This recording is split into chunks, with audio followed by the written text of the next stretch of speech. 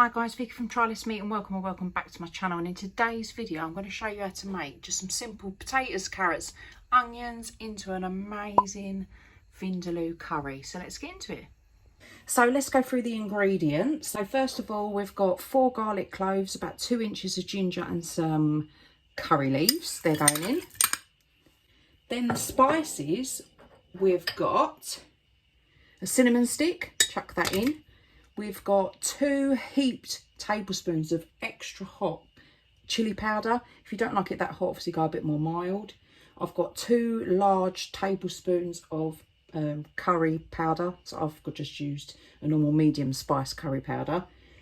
A big tablespoon of cumin, and then got some tiny little cardamom seeds. I've put in about 5 pods worth, and 2 heaped tablespoons of tomato puree going in. 2 tablespoons of apple cider vinegar, a whole tin of chopped tomatoes, and that is your base for your curry. So this is a hot sort of Vindaloo style curry. So give it a good mix. And now you can add your vegetables. So you can add whatever you want.